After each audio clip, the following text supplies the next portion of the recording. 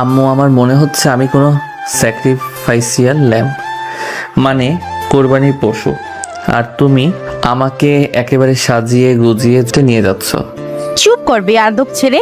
মেয়ের বাড়ির সামনে এসে এসব কি অলক্ষণে কথা বলছিস? আর তোর বাবা কই? তাকে ফোন দিয়ে দেখ তো কত দূর। বাবার কথাই তো ভাবছি। বেচারা জ্যামে ফেসে বাঁচার চেষ্টা করছে, আর আমি এখানে ফেসে গেছি। তার উপর তোমার বান্ধবী মানে মেঘনার আম্মুর নাকি রান্নার হাত এতই ভালো যে খেলে আর ওঠা যায় না।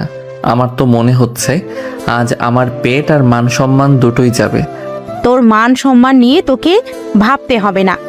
ভদ্রভাবে বসবি, সুন্দর করে কথা বলবি, এমন ভাব দেখাবি যেন তুই দুনিয়ার সবচেয়ে শান্তশিষ্ট গুণধর ছেলে। বুঝেছিস?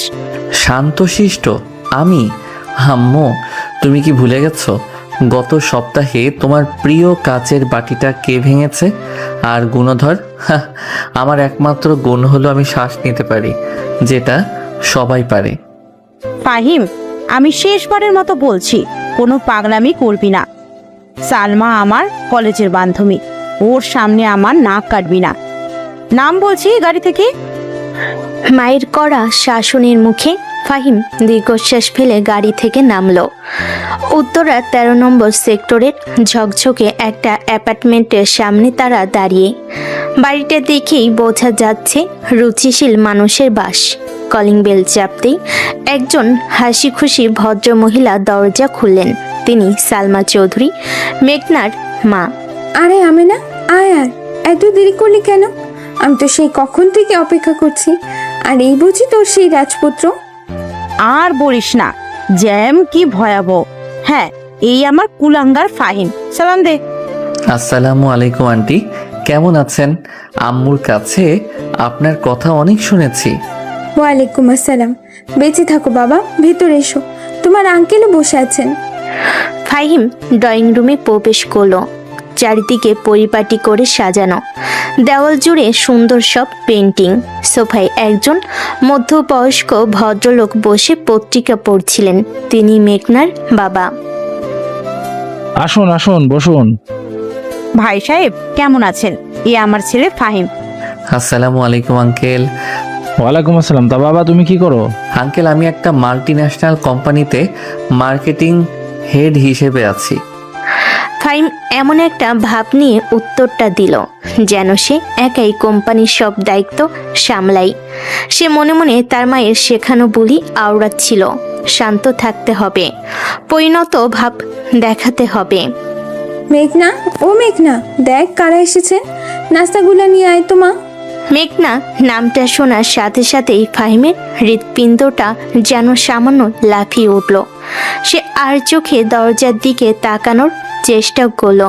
কিছুক্ষণ পর ট্রে হাতে ধীর পায়ে ঘরে প্রবেশ করলো মেঘনা। নীল রঙের একটা সাধারণ সালোয়ার কামিজেও তাকে অসাধারণ লাগছিল। কোনো ভারী সাজগোজ নেই, মুখে মিষ্টি একটা হাসি। আসসালামু আলাইকুম। মাশাআল্লাহ, আমার মেঘনা মা তো অনেক বড় হয়ে গেছে। এদিকে এসো মা, আমার পাশে বসো। মেঘনা সবার জন্য নাস্তা আর জুস পরিবেশন করে আমিনা বেগমের পাশে বসলো।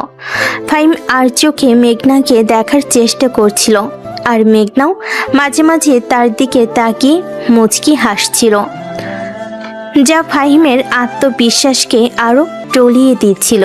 তা বাবা ফাহিম, তোমার ফিউচার প্ল্যান কি? মানে আগামী 5 বছর নিজেকে কোথায় দেখতে চাও? এই প্রশ্নটা শুনি ফাহিমের কপালে বিন্দু বিন্দু ঘাম জমতে শুরু করলো। মায়ের দিকে তাকিয়ে দেখলো তার মা চোখের ইশারায় তাকে শান্ত থাকার নির্দেশ দিচ্ছেন। সে নিজেকে সামলে নিয়ে একটা ভাব গম্ভীর উত্তর দেওয়ার প্রস্তুতি নিল। আঙ্কেল, আসলে ফিউচার নিয়ে আমার প্ল্যানটা বেশ গোছানো। আমি মনে করি প্রফেশনাল গ্রোথের পাশাপাশি পার্সোনাল লাইফের স্টেবিলিটিও খুবই জরুরি। তাই আমি কথাটা শেষ না করে নিজেকে আরো বেশি চিন্তাশীল এবং পরিণত দেখানোর জন্য ফাহিম সামনের টেবিল থেকে কমলার জুসের গ্লাসটা হাতে তুলে নিল। সে এমন একটা ভাব নিয়ে গ্লাসে চুমুক দিতে গেল যেন এই একটা চুমুকের উপরই তার পুরো ভবিষ্যৎ নির্ভর করছে। কিন্তু অতিরিক্ত ভাব আর নার্ভাসনেসে যা হওয়ার তাই হলো। হাতটা সামান্য কেঁপে যাওয়ায় গ্লাসটা তার হাত থেকে ফসকে গেল। পুরো গ্লাসের জুসটুকু সোজা গিয়ে পড়ল সামনে বসে থাকা চৌধুরী ধপধপে সাদা পাঞ্জাবির ওপর। এক মুহূর্তের জন্য গোটা ঘরটা পিনপতন নীরবতায় ডুবে গেল। কমলার রস পাঞ্জাবির সাদা জমিনে ছড়িয়ে পড়ে একটা অদ্ভুত হলদে নকশা তৈরি করলো। ফাহিমের মনে হলো তার পায়ের তলার মাটি সরে যাচ্ছে। ওমা, এই কি করলি তুই ফাহিম? গাধা ছেলে! ছি ছি ছি ছি! ভাই সাহেব, আমি অত্যন্ত দুঃখিত। আরে আরে, কিছু হয়নি তো? হইতেই পারে। মেঘনার বাবা উঠুন তো, চলুন আমি পরিষ্কার করে দিচ্ছি। ফাহিম বাবা, তুমি এত ঘাবড়ে যাচ্ছ কেন? It's okay. তো sorry uncle, I am extremely sorry. আমি আসলে বুঝতেই পারিনি কিভাবে, মানে আমার হাতটা স্লিপ করে। না না, ঠিক আছে, বয়স হচ্ছে, এখন তো এসব ধোয়াধুয়ির কাজ ভালোই লাগে। তিনি হয়তো পরিস্থিতি হালকা করার জন্যই কথাটা বললেন, কিন্তু তাতে আমার লজ্জা কমার বদলে আরো বেড়ে গেল। আমি পাথরের মতো দাঁড়িয়ে রইলাম। আমার পৃথিবী যেন এখানেই শেষ। মায়ের রক্তচক্ষু উপেক্ষা করে আমি একবার মেঘনার দিকে তাকালাম। ভেবেছিলাম মেঘনা হয়তো মনে মনে আমাকে নিয়ে হাসছে বা বিরক্ত হচ্ছে, কিন্তু যা ঘটলো তার জন্য আমি মোটেও প্রস্তুত ছিলাম না। এই চরম বিব্রতকর এবং হট্টগোলের পরিস্থিতির মাঝখানে হঠাৎ করে মেঘনা খিলখিল করে হেসে উঠল। কোনো চাপা হাসি নয়, একেবারে প্রাণ খোলা অট্ট হাসি। তার হাসির শব্দে ঘরের থমথমে পরিবেশটা যেন মুহূর্তেই বদলে গেল। ফাহিম বড় বড় চোখ করে মেঘনার দিকে তাকালো। তার মাথায় তখন একটাই চিন্তা, এই মেয়েটা কি পাগল, নাকি আমার অপমান দেখে মজা পাচ্ছে? মেঘনা, হোয়াট ইজ দিস? হাসছিস কেন তুই? ভদ্রভাবে আচরণ কর। না না সালমা, ওকে কিছু বলিস না, ও তো ঠিকই হাসছে। আমার ছেলের কাণ্ড দেখে তো আমারই হাসি পাচ্ছে, যদিও কান্নার কথা। সরি মা, সরি আন্টি, আমি কন্ট্রোল করতে পারিনি। বাবার পাঞ্জাবির ওপর জুসের ডিজাইনটা এত ক্রিয়েটিভ হয়েছে যে মনে হচ্ছে কোনো মডার্ন আর্টিস্ট এঁকেছে। বাবা, তোমার তো এটা বাঁধিয়ে রাখা উচিত। ফাজলামি হচ্ছে। আমার সবচেয়ে প্রিয় সাদা পাঞ্জাবিটার উপর কমলা জুস দিয়ে মডার্ন আর্ট বানিয়ে এখন আমাকেই জ্ঞান দেওয়া হচ্ছে। আরে বাবা, সাদা তো শান্তির প্রতীক, আর কমলা হলো উৎসবের রং। তোমার জীবনে শান্তি আর উৎসব একসঙ্গে নেমে এসেছে। পজিটিভলি ভাবো। তাছাড়া তুমি না সবসময় বলো যে আনএক্সপেক্টেড কিছুই জীবনের সবচেয়ে সুন্দর হয়। এর চেয়ে আনএক্সপেক্টেড আর কি হতে পারে? ফাহিম অবাক হয়ে মেঘনার কথা শুনছিল। একটা বিব্রতকর পরিস্থিতিকে কতটা সহজভাবে ঘুরিয়ে দেওয়া যায় তা সে আজ প্রথম দেখল। মেয়েটার আত্মবিশ্বাস আর বুদ্ধিমত্তা তাকে মুগ্ধ করছিল। তার মাতাকে যা যা হতে বলে এসেছিল, শান্ত, পরিণত, গম্ভীর, মেঘনা ছিল তার ঠিক বিপরীত, প্রাণবন্ত, ছটফটে আর নির্ভীক। ভাই সাহেব, আমি সত্যি খুব লজ্জিত। ফাহিম, তুই এখনো হাঁ করে দাঁড়িয়ে কি দেখছিস? আঙ্কেলের কাছে আবার মাপ চা। আঙ্কেল, আমি সত্যি। আন্টি প্লিজ, ওকে আর লজ্জা দেবেন না। দেখুন বেচারার চেহারাটা কেমন ফ্যাকাশে হয়ে গেছে। উনি তো ইচ্ছে করে করেননি, তাই না মিস্টার জুস বয়? জুস বয় সম্বোধনটা মেঘনা এমনভাবে ফিসফিস করে বলল যা শুধু ফাহিমের কানেই পৌঁছালো। কথাটা শুনে ফাহিমের কান গরম হয়ে গেল, কিন্তু এবার লজ্জায় নয়, বরং কোনো এক অদ্ভুত অনুভূতিতে। সে মেঘনার দিকে সরাসরি তাকালো। মেঘনার চোখে মুখে তখন দুষ্টামি ভরা হাসির আভা। সবার অলক্ষ্যে হাসির ছলে মেঘনা তার ডান চোখটা ফাহিমের দিকে তাকিয়ে আলতো করে টিপল। ওই এক মুহূর্তের জন্য আমার পৃথিবীটা যেন থেমে গেল। ওই একটা চোখের ইশারায় ছিল প্রতিশ্রুতি, ছিল দুষ্টুমি, আর ছিল এক অপ্রত্যাশিত বন্ধুত্বের আহ্বান। ফাহিমের মনে হলো এই মেয়ে শুধু সুন্দরী নয়, সে জানে কিভাবে পরিস্থিতিকে নিজের নিয়ন্ত্রণে আনতে হয়। তার সব জড়তা, সব ভয়, সব পরিকল্পিত আচরণ যেন এক নিমিষেই উধাও হয়ে গেল। বুকের ভেতর জমে থাকা অস্বস্তির বরফ গলে গিয়ে সেখানে এক অদ্ভুত ভালো লাগার উষ্ণ স্রোত বয়ে গেল। আমি নিজেকে সামলে নিয়ে হালকা হেসে বললাম, ঠিক তাই, ইচ্ছে করে করলে টার্গেটটা এত পারফেক্ট হতো না। ফাইমের এই অপ্রত্যাশিত উত্তরে এবার মেঘনা অবাক হলো। সে ভেবেছিল ছেলেটা হয়তো আরো ঘাবড়ে যাবে, কিন্তু সেও যে রসিকতা করতে পারে তা মেঘনার ভাবনাই ছিল না। হয়েছে, তোমাদের আর রসিকতা করতে হবে না। যা তুমি না ফাহিমকে নিয়ে একটু বারান্দায় বসো, আমি তোমার বাবাকে নিয়ে আসছি। আর আমি না, তুই বস, আমি 1 মিনিটে আসছি। আমার পাঞ্জাবের উপর দিয়ে আন্তর্জাতিক ষড়যন্ত্র করে এখন বারান্দায় গিয়ে বসবে। বিচার আমি পরে করব। তোমার বিচার করার জন্য তো একজন উকিল লাগবে। আমি বরং মিস্টার ফাহিমকেই আমার উকিল বানিয়ে নেব। কি ফাহিম সাহেব, আপনি রাজি তো? আপনার মতো মক্কেলের জন্য তো সারা জীবন ওকালতি করা যায়। তাদের এই হালকা খুনসুটি দেখে দুই মা একে অপরের দিকে তাকিয়ে হাসি বিনিময় করলেন। ফাহিম মন্ত্রমুগ্ধের মতো মেঘনার পিছু পিছু বারান্দার দিকে এগিয়ে গেল। তার মাথায় তখন আর আম্মুর বান্ধবীর মেয়েকে দেখতে আসার কোনো চাপ ছিল না, বরং মনে হচ্ছিল সে এমন একজনের দেখা পেয়েছে যার সাথে মনে হয় ঘন্টার পর ঘন্টা কথা বলা যায়। এই অপ্রত্যাশিত মুগ্ধতা তার পরিকল্পিত ফর্মাল দেখাশোনার পর্বকে এক নিমেষেই ইনফর্মাল এক ভালো লাগার গল্পে পরিণত করে দিয়েছে। মেঘনা শখের বাগান, ছোট ছোট টবে বেলি, হাসনাহেনা আর মালি প্লান্টের শাড়ি। মেঘনা রেলিং ধরে বাইরের দিকে তাকিয়ে দাঁড়ালো। ফাইম তার থেকে কয়েক হাত দূরে একটা বেতের চেয়ারে এসে বসলো। কয়েক মুহূর্তে নীরবতা, যা ঠিক অস্বস্তিকর নয় বরং কিছুটা প্রত্যাশার। তো মিস্টার ফাহিম, এইটাই কি আপনার সিগনেচার মুভ? প্রথম দেখাতেই কারো বাবার পাঞ্জাবি নষ্ট করে দেওয়া বেশ ইউনিক অ্যাপ্রোচ, মানতেই হবে। সিগনেচার মুভ ঠিক নয়, তবে নার্ভাসনেসের সর্বোচ্চ লেভেলের প্রকাশ বলতে পারেন। আমার মা আমাকে বাসা থেকে বের হওয়ার আগে প্রায় 1 ঘন্টা ধরে ব্রিফিং দিচ্ছিলেন। কিভাবে বসবো, কিভাবে কথা বলবো, কিভাবে নিজেকে একজন আদর্শ পাত্র হিসেবে উপস্থাপন করব, সেই প্রেশার নিতে গিয়েই হয়তো আমার হাত আর মাথার কানেকশন লুজ হয়ে গিয়েছিল। ও, তাহলে তো আমারও আপনাকে কিছু বলা উচিত। আমাকেও ব্রিফিং দেওয়া হয়েছে। বেশি কথা বলবি না, অকারণে হাসবি না, মেয়ের মতো আচরণ করবি। লিস্টটা বেশ লম্বা। মনে হচ্ছে আমরা দুজনেই নিজ নিজ পরীক্ষায় ফেল করেছি। আপনি ফেল করেছেন? আমার তো মনে হলো আপনি ডিস্টিংশন সহ পাস করেছেন। যে ব্রিলিয়েন্টলি আপনি পুরো সিচুয়েশনটা সামলে নিলেন। আমি তো ভেবেছিলাম আমার জন্য আজকেই আমার জীবনের শেষ দিন, বিশেষ করে আমার মায়ের ওই অগ্নিদৃষ্টি দেখার পর। ফাহিমের কথাই মেঘনা আবার হেসে ফেল। তার হাসিটা ফাহিমের কানে অদ্ভুত এক ভালো লাগার সৃষ্টি করলো। সে মুগ্ধ হয়ে মেঘনার দিকে তাকিয়ে রইল। আপনার মা কিন্তু আপনাকে নিয়ে অনেক গর্ব করেন। আন্টির সব কথা শুরু আর শেষ হয় আপনাকে দিয়ে। আমার ফাহিম এটা পারে, আমার ফাহিম ওটা পছন্দ করে। শুনতে শুনতে তো আপনার সম্পর্কে একটা সিরিয়াস ভাব গম্ভীর মানুষের ছবি তৈরি হয়েছিল। আর আজ সেই ছবির ওপর আপনি কমলার জুস ঢেলে দিলেন, তাই তো?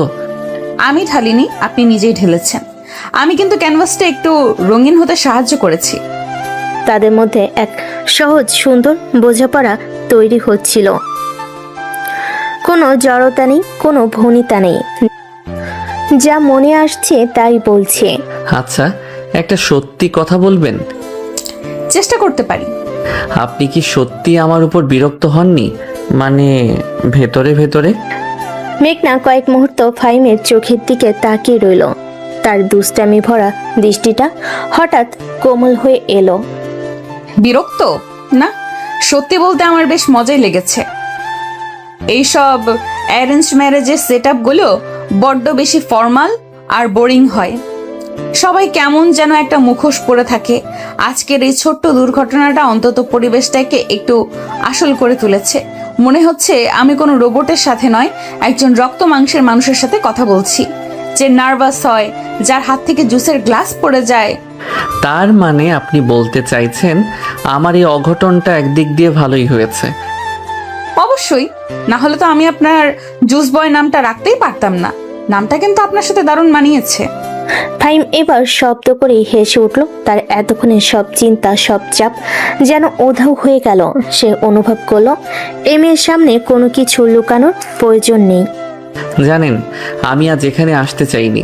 আমার কাছে এই মেয়ে দেখতে আসা পর্বটা খুব অপমানজনক মনে হয় আমি দোকানে এসেছি কোনো পণ্য পছন্দ করতে।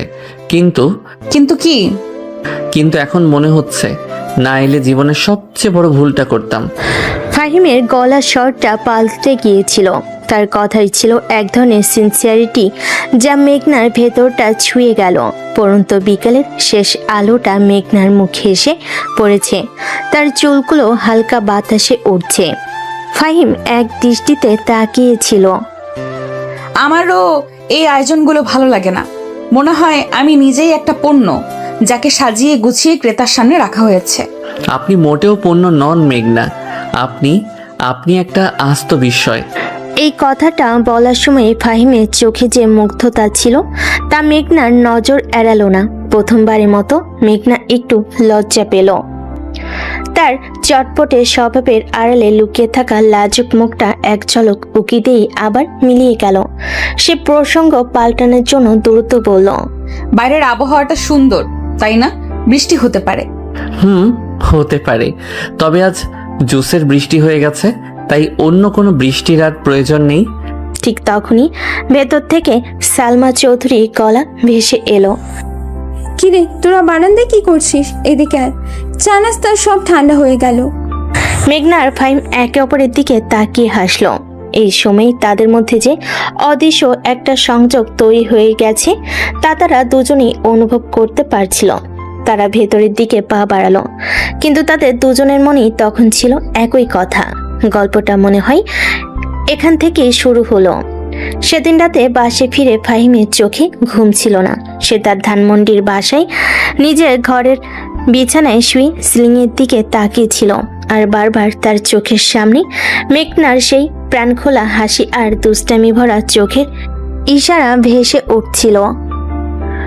একটা মেয়ের সাথে তার আগেও কথা হয়েছে, কিন্তু এমন অনুভূতি কখনো হয়নি। মেয়েটা আসলেই একটা আস্ত বিস্ময়, কিন্তু এখন কি করব? ফোন করাটা কি ঠিক হবে? এত তাড়াতাড়ি ফোন করলে আবার ভাববে না কি যে আমি একেবারে হুমড়ি খেয়ে পড়েছি? সে কিছুক্ষণ নিজের সাথে যুদ্ধ করলো। শেষে আর থাকতে না পেরে ঘর থেকে বেরিয়ে সোজা তার মায়ের ঘরে দরজায় গিয়ে দাঁড়ালো। আমেনা বেগম তখন জায়নামাজে বসে তসবিহ পড়ছিলেন। আম্মু, নামাজ পড়া শেষ হলো? হ্যাঁ বল, কি এমন জরুরি কাজ পড়লো যে এই রাতে আমার ঘরে এলি? তোর তো আবার নিজের জগৎ ছাড়া কিছু মনে থাকে না। না, মানে তেমন কিছু না। আমি আসলে ভাবছিলাম যে আজ যা হলো তার জন্য মেঘনাদের বাসায় একটা ফর্মাল সরি বলা উচিত। আঙ্কেলের পাঞ্জাবিটা। আমেনা বেগম তসবিহ পড়া থামি ছেলের দিকে তীক্ষ্ণ দৃষ্টিতে তাকিয়ে বলেন, ও তাই বুঝি? হঠাৎ করে আমার ছেলের এত ভদ্রতা আর দায়িত্ববোধ কোত্থেকে এলো? দিনের বেলা তো একটার পর একটা কাণ্ড ঘটে এলি, আর এখন রাতে এসেছিস প্রায়শ্চিত্ত করতে? সরি আর কতবার বলতে চাস? আম্মু, তুমি সব সময় আমাকে ভুল বোঝো। আমি তো শুধু একটা সৌজন্যতার জন্য মেঘনাদের বাসার ল্যান্ডলাইন নম্বরটা যদি। আমার কাছে ল্যান্ডলাইন নাম্বার নেই, তবে সালমা আমাকে মেঘনামার নাম্বারটা দিয়েছিল। বলেছিল যদি আমার গুণধর ছেলের তাকে পছন্দ হয় তাহলে যেন যোগাযোগ করে। তোর কি তাকে পছন্দ হয়েছে? পছন্দ অপছন্দের কি আছে, কথা বলতেই তো পারি।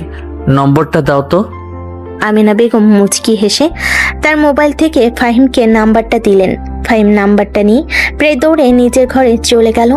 আমেনা বেগম ছেলের যাওয়ার দিকে তাকিয়ে বিড়বিড় করে বলল, পাগল ছেলে, প্রেমে পড়েছে কিন্তু স্বীকার করবে না। মেয়েটা এমন যে কেউ প্রেমে না থাকতেই পারবে না। আমার পছন্দ বলে কথা। ফাহিম নিজের ঘরে এসে দরজাটা বন্ধ করে দিল। তার বুকের ভেতরটা ধুকপুক করছে। সে নাম্বারটা মোবাইলে সেভ করলো মেঘনা নামে। তারপর আবার কেটে দিয়ে লিখলো স্ট্রম গার্ল।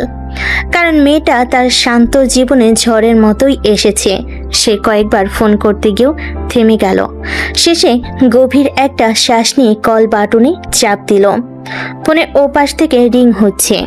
প্রতিটা রিং ফাহিমের হৃদস্পন্দনকে যেন দ্বিগুণ করে দিচ্ছিল। সে মনে মনে ডায়লগ সাজাচ্ছিল। হ্যালো, আমি ফাহিম বলছি। আশা করি বিরক্ত করিনি। হঠাৎ করেই ওপাশ থেকে ফোনটা রিসিভ হলো। একটা মিষ্টি পরিচিত কণ্ঠ ভেসে এলো। হ্যালো। হ্যালো মেঘনা, আমি ফাহিম বলছিলাম। ফাহিম উত্তরের অপেক্ষায় ছিল। সে ভেবেছিল মেঘনা হয়তো একটু অবাক হবে বা হয়তো লাজুক ভাবে বলবে। ও, আপনি কেমন আছেন? কিন্তু তার সব পরিকল্পনাকে এক নিমিষে ধূলিসাৎ করে দিয়ে ওপাশ থেকে হাসির শব্দ ভেসে এলো। কি ব্যাপার জুস বয়, আবার কোনো অঘটন ঘটনার জন্য ফোন দিয়েছেন নাকি? এবার টার্গেটটা কে, আমার মা নাকি আমাদের পোষা বিড়ালটা? ফাহিম এক মুহূর্তের জন্য থমকে গেল। তার সাজানো সব ডায়লগ মাথার ভেতর থেকে হারিয়ে গেল। কিন্তু পরক্ষণে তার মুখে একটা চওড়া হাসি ফুটে উঠল। এই মেয়েটার সাথে কোনো ভনিতা করে লাভ নেই। তার সব জড়তা যেন এক নিমিষেই উধাও হয়ে গেল। বিড়ালটা আপাতত সেফ আছে, তবে আমার মা আমাকে আপনার নম্বরটা দেওয়ার সময় এমন একটা লুক দিলেন যেন আমি কোনো রাষ্ট্রীয় গোপন মিশনের জন্য কোড নম্বর নিচ্ছি। তাই ভাবলাম মিশনটা শুরু করার আগে তো কো এজেন্টের সাথে একটু কথা বলে নেই। বাহ, আপনার কল্পনা শক্তি তো দারুণ। তা কি মিশন এটা? Mission Impress the future in-laws. যদিও প্রথম ধাপেই আপনি স্পেকচুলার ভাবে ব্যর্থ হয়েছেন। ব্যর্থ? আমি তো এটাকে ব্যর্থতা বলবো না, আমি এটাকে বলবো অ্যাটেনশন গ্র্যাভিং। দেখুন, আপনি কিন্তু আমাকে ঠিকই মনে রেখেছেন। আমার নাম ভুলে গেলেও জুস বয় নামটা তো আর ভুলবেন না। So mission successful. মেঘনা ওপাশ থেকে শব্দ করে হেসে উঠল। ফাহিম চোখ বন্ধ করে সেই হাসির শব্দটা শুনল। আর মনে হলো এই হাসির জন্য সারাদিন অপেক্ষা করা যায়। আপনি আসলে একটা জিনিস। আচ্ছা, বাবা কিন্তু বাসায় আপনার নাম দিয়েছে অরেঞ্জ টেরর। আর মাকে দেখলাম ইন্টারনেটে সবচেয়ে ভালো স্টেইন রিমুভার কোনটা লিখে সার্চ করেছে। আপনার কারণে আমাদের পুরো পরিবার আজ একটা প্রজেক্টে ব্যস্ত। দেখুন, আমি একটা পরিবারকে একসাথে কাজ করার সুযোগ করে দিয়েছি, এই জন্য তো আমার একটা ধন্যবাদ প্রাপ্য। আর আঙ্কেলকে বলবেন ওই পাঞ্জাবিটা যেন না ধুয়ে ফেলেন। ওটা একটা ঐতিহাসিক নিদর্শন, আমাদের গল্পের প্রথম অধ্যায়। আমাদের গল্প এত দূর? কেন নয়? আপনার কি মনে হয় এই গল্পটা প্রথম অধ্যায়ে শেষ হয়ে যাওয়ার মতো? ফাহিমের এই সরাসরি প্রশ্নে মেঘনা কিছুটা চুপ করে রইল। ফোনের ওপাশে তার নীরবতা ফাহিমকে কিছুটা চিন্তায় ফেলে দিল। সে কি বেশি কিছু বলে ফেলল? সরি, আমি যদি আপনাকে অস্বস্তিতে ফেলে দেই। না, অস্বস্তি নয়। আমি শুধু ভাবছিলাম যে ছেলের সাথে আমার পরিচয় হয়েছে একটা জুসের গ্লাস উল্টে ফেলার মাধ্যমে। তার সাথে আমার গল্পের শেষটা কেমন হতে পারে? শেষটা যাই হোক, শুরুটা তো মনে রাখার মতোই হলো, তাই না? তা হলো, তবে সত্যি করে বলুন তো, আপনি কি সবসময়ই এমন, নাকি শুধু আমার সামনেই এমন করছেন? আমি আসলে কেমন তা তো আমি নিজেই ঠিক জানি না, তবে আপনার সামনে থাকলে মনে হয় কোনো কিছু লুকানোর দরকার নেই। যা মনে আসে বলে ফেলা যায়। আপনার সাথে কথা বললে নিজেকে খুব সহজ মনে হয়। এই স্বীকারোক্তিটা ছিল আন্তরিক। তাদের খুনসুটি কখন যে একটা গভীর মিষ্টি আলাপে পরিণত হয়েছে তা তারা নিজেরাই টের পায়নি।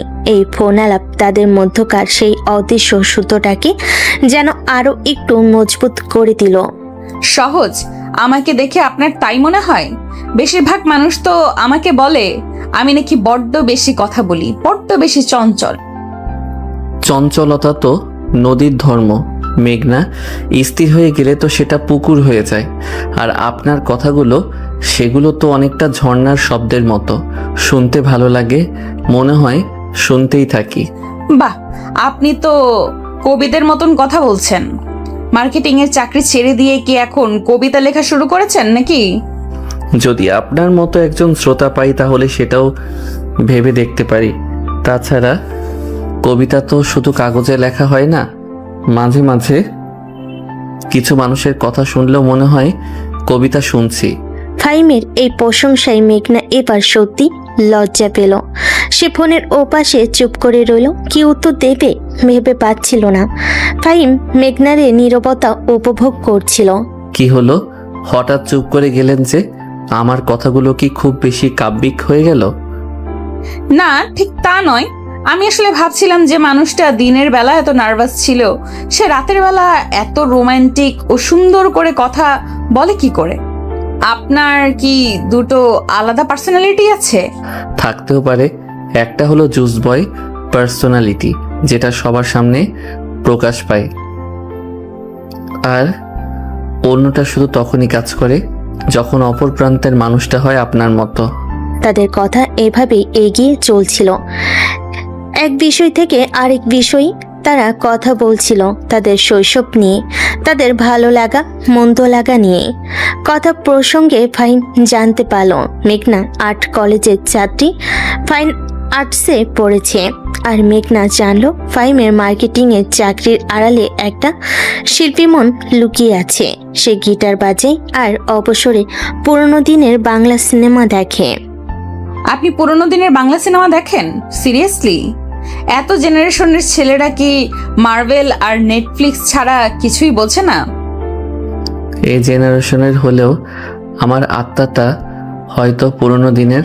আমার কাছে উত্তম সুচিত্রার রোম্যান্স বা নায়করাজের অভিনয় এখনও অনেক বেশি জীবন্ত মনে হয়। আর গানগুলো, ও কিশোর কুমার, হেমন্ত মুখোপাধ্যায়, মান্না দে, এদের গানের কোনো তুলনা হয়? আপনি কিশোর কুমারের ভক্ত? অবিশ্বাস্য। আমারও সবচেয়ে প্রিয় শিল্পী তিনি। সেই রাত ছিল পূর্ণিমা গানটা আমার অল টাইম ফেভারিট। আর আমার ফেভারিট হলো আমার মনের এই ময়ূর মহলে। কি অসাধারণ কথা আর সুর! যখনই শুনি মনে হয় যেন অন্য কোনো জগতে চলে গেছি। ঠিক তাই, আজকালকার গানে সেই গভীরতাটা আর পাওয়া যায় না। সবকিছু কেমন যেন ফাস্ট ফুডের মতো হয়ে গেছে। তৈরি হতেও সময় লাগে না, শেষ হতেও সময় লাগে না। ফাহিম অনুভব করলো তাদের পছন্দগুলো, তাদের ভাবনাগুলো অদ্ভুতভাবে মিলে যাচ্ছে। এই অনুভূতিটা তাকে আরো সাহসী করে তুলল। তার মনে হলো এই মুহূর্তটাকে আরেকটু বিশেষ করে তোলা যায়। আচ্ছা, একটা অনুরোধ করলে রাখবেন? কি অনুরোধ? যদি বলি আমি এখন আপনার জন্য একটা গান গাইতে চাই, আপনি কি হাসবেন? মেঘনা এবার পুরোপুরি চুপ হয়ে গেল। সে এমন একটা প্রস্তাবের জন্য মোটো প্রস্তুত ছিল না। তার বুকের ভেতরটা ধুকপুক করতে শুরু করলো। গাইবেন? ফাহিম আর কোনো উত্তরের অপেক্ষা করলো না। সে চোখ বন্ধ করে তার ঠোঁটের কোণে একটা মৃদু হাসি, তারপর কোনো রকম বাদ্যযন্ত্র ছাড়াই তার গভীর অনুভূতিপূর্ণ কণ্ঠে গেয়ে উঠল কিশোর কুমারের সেই বিখ্যাত গান। একদিন পাখি উড়ে, একদিন পাখি উড়ে যাবে যে আকাশে, ফিরবে না সে তো আর কারো আকাশে। ফাহিম পুরো গানটা গাইল না, শুধু প্রথম কয়েকটা লাইন গাইল, কিন্তু তার কণ্ঠের আবেগ আর আন্তরিকতা ফোনের অপর প্রান্তে থাকা মেঘনার হৃদয়কে ছুঁয়ে গেল। মেঘনা যেন শ্বাস নিতে ভুলে গিয়েছিল। সে চোখ বন্ধ করে গানটা শুনছিল, আর তার চোখের সামনে ফাহিমের মুখটা ভেসে উঠছিল। গানটা শেষ হওয়ার পরও কয়েক মুহূর্ত ফোনের দুই প্রান্তেই অ্যাবসলুট নীরবতা। ফাহিম অপেক্ষা করছিল মেঘনার প্রতিক্রিয়ার জন্য। তার মনে হচ্ছিল সে হয়তো বোকামি করে ফেলেছে। হ্যালো মেঘনা, আপনি কি আছেন, নাকি আমার গান শুনে অজ্ঞান হয়ে গেলেন? ওপাশ থেকে কোনো উত্তর এলো না, শুধু একটা চাপা কান্নার মতো শব্দ, নাকি হাসির শব্দ ঠিক বোঝা গেল না। মেঘনা, সব ঠিক আছে তো? এবার ওপাশ থেকে একটা দীর্ঘশ্বাসের শব্দ ভেসে এলো। তারপর মেঘনার লজ্জা মাখা ভেজা ভেজা কণ্ঠস্বর শোনা গেল। আপনি এত সুন্দর করে গান গাইতে পারেন, আমাকে আগে বলেননি কেন? সব কিছু কি আগেই বলে দিতে হয়? কিছু কিছু জিনিস তো আবিষ্কার করার জন্য রেখে দিতে হয়। ঠিক সেই মুহূর্তেই ফাহিম শুনতে পেল ফোনের ওপাশে মেঘনার মায়ের কণ্ঠ। কি রে, তুই এখনো ফোনে কথা বলছিস? রাত কত হয়েছে খেয়াল আছে?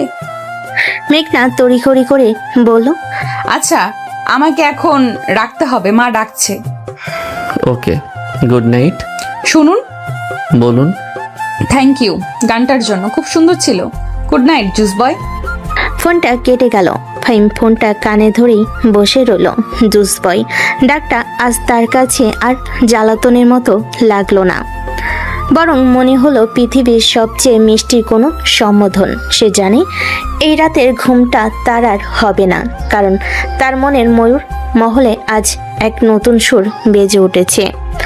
অবশেষে এভাবেই চলার পর দুই পরিবারের আনুষ্ঠানিকতা সম্মতির পর ফাহিম আর মেঘনার বিয়ের দিন তারিখও পাকা হয়ে গেছে। আজ তারা দুই পরিবার মিলে এসেছে ঢাকার অন্যতম বড় শপিং মল বসুন্ধরা সিটিতে। বিয়ের কেনাকাটা সারতে শাড়ি, গহনা, কসমেটিক সব কেনাকাটা প্রায় শেষ। বাকি শুধু বরের শেরওয়ানি। সালমা, আমার তো মনে হয় এই নীল বেনারসিটা মেঘনা মার জন্য একেবারে পারফেক্ট হবে। কি মিষ্টি লাগবে দেখতে। ঠিক বলেছিস। আর ফাহিম বাবার জন্য তো শেরওয়ানি দেখতেই হবে। চল ওই পাশের শতাব্দী শোরুমটা দেখি, ওদের কালেকশন নাকি খুব ভালো। মায়েরা যখন কেনাকাটার আলোচনায় ব্যস্ত, ফাহিম আর মেঘনা তখন একটু পেছনে হাঁটছিল, নিজেদের জগতে মগ্ন। গত কয়েকদিনে ফোনে কথা বলতে বলতে তাদের সম্পর্কটা অনেক সহজ হয়ে গেছে। ফাহিম মেঘনার দিকে ঝুঁকে ফিসফিস করে, শুনছেন স্টর্ম গার্ল? মনে হচ্ছে আজকে আমাকে কিনে বেচে দেবে। আপনার কি মনে হয় আমার দাম কত উঠতে পারে? বেশি না, আপনার জুস বয় পারফরমেন্সের পর তো আপনার মার্কেট ভ্যালু এমনিতেই অনেক কমে গেছে। আমি হলে তো ফ্রিতেও নিতাম না। এটা কিন্তু অন্যায়। আমার মতো এত গুণধর, হ্যান্ডসাম আর বিনয়ী ছেলেকে আপনি ফ্রিতেও নেবেন না। আপনার রুচি তো দেখি খুবই খারাপ। বিনয়ী? যে ছেলে নিজের প্রশংসা নিজেই করে তার বিনয়ের নমুনা তো সেদিনই দেখেছি। চলুন আপনার জন্য কি কেনা হয় সেটাই দেখি। হাসতে হাসতে তারা সবাই শতাব্দী শোরুমে প্রবেশ করলো। চারিদিকে ঝলমলে সব শেরওয়ানি, পাগড়ি আর নাগরা সাজানো। একজন সেলসম্যান তাদের দিকে হাসি মুখে এগিয়ে এলেন। আসুন স্যার, ম্যাডাম কি দেখতে চান বলুন, আমাদের কাছে লেটস সব কালেকশন আছে। ছেলের জন্য বিয়ের শেরওয়ানি দেখান, ভালো দেখে। গর্জিয়াস কিছু দেখান। ভাই, আমাকে একটু ক্লাসি সলিড কালারের মধ্যে কিছু দেখান। যেমন ধরুন অফ হোয়াইট, গোল্ডেন বা হয়তো ডার্ক নেভি ব্লু টাইপের কিছু, খুব বেশি ঝলমলে যেন না হয়। সেলসম্যান কয়েকটা অভিজাত শেরওয়ানি বের করতে যাচ্ছিল, ঠিক তখনই মেঘনা তাকে থামিয়ে দিল। এক মিনিট, ওর কথায় কান দেবেন না। ওনার ফ্যাশন সেন্স হলো সরকারি অফিসের ফাইলের মতো, একেবারে বোরিং। আপনি বরং ওই যে কোনার দিকে গোলাপি রঙের শেরওয়ানিটা আছে না, মফ পিঙ্ক কালারের, ওইটা নিয়ে আসুন তো। গোলাপি শব্দটা শোনার সাথে সাথে ফাহিমের চোখ দুটো বড় বড় হয়ে গেল। সে এমন ভাবে মেঘনার দিকে তাকালো যেন মেঘনা তাকে শেরওয়ানির বদলে ঘাগরা পরতে বলছে। গোলাপি? Are you serious? আমি গোলাপি রঙের শেরওয়ানি পরবো? মানুষ আমাকে জামাইয়ের বদলে বারবি ডলের ভাই বলবে। অসম্ভব। Absolutely not. কেন, গোলাপি রঙে কি সমস্যা? রং তো রঙই হয়। ছেলেদের গোলাপি পরতে মানা আছে নাকি সংবিধানে? আর তাছাড়া আপনার গায়ের রঙে এই রংটা কি সুন্দর মানাবে, একদম চকলেট বয় লাগবে। প্লিজ একবার শুধু ট্রাই করে দেখুন না আমার জন্য। আপনার জন্য আমি বিষও খেতে পারি, কিন্তু গোলাপি শেরওয়ানি পরতে পারবো না। প্লিজ মেঘনা, এটা নিয়ে জেদ করবেন না। আমার মান সম্মানের প্রশ্ন। আরে একবার পরেই দেখো না বাবা, মেঘনা তো আর খারাপ কিছু বলছে না। আজকাল তো ছেলেরাও কত সুন্দর সুন্দর রং পড়ছে। হ্যাঁ ফাহিম, পরে দেখ কি এমন হবে, পছন্দ না হলে নিবি না। ফাহিম দেখলো সে সংখ্যালঘু হয়ে পড়েছে। তিন নারী তার বিরুদ্ধে একজোট সেলসম্যান ও মেঘনার পক্ষ নিয়ে বলল, ম্যাডাম ঠিকই বলেছেন স্যার, এই রংটা এখন খুব চলছে, অনেক স্মার্ট লাগে। ঠিক আছে আনুন আপনার গোলাপি শেরওয়ানি, কিন্তু যদি আমাকে ভারের মতো লাগে তাহলে এর দায় কিন্তু আপনাদের সবার। ফাহিম শেরওয়ানিটা নিয়ে টয়লেট রুমে গেল। তার মুখটা ছিল দেখার মতো, যেন তাকে জোর করে তেতো করলার জুস খাওয়ানো হয়েছে। কিছুক্ষণ পর সে যখন বেরিয়ে এলো, মেঘনা তাকে দেখে হাসি চাপতে পারল না। গোলাপি রংটা ফাহিমকে খুব মানিয়েছে, কিন্তু তার মুখের বিব্রতকর আর অসহায় অভিব্যক্তি পুরো দৃশ্যটাকে হাস্যকর করে তুলেছিল। মেঘনা মোবাইল বের করতে করতে, ও মাই গড জুস বয়, আপনাকে তো একেবারে রসগোল্লার মতো লাগছে। দাঁড়ান নড়বেন না, একটা ছবি তুলে নেই, এটা ঐতিহাসিক দলিল হিসেবে থাকবে। এই মেঘনা কি করছেন? একদম না, ফোনটা দিন আমাকে প্লিজ। ছবি তুলবেন না, এটা ব্ল্যাকমেইলিংয়ের পর্যায়ে পড়ে যায়। কিন্তু ততক্ষণে যা হওয়ার হয়ে গেছে। মেঘনা ফাহিমের অসহায় মুখসহ গোলাপি শেরওয়ানির কয়েকটা ছবি তুলে ফেলেছে। ফাহিম তাকে ধরার জন্য এগোতেই সে দোকানের মধ্যে দৌড়ে পালাতে লাগলো। ছবি দেখতে দেখতে বিজয়ের হাসি হেসে মেঘনা বলল, টু লেট, ক্লিক এবং সেভড।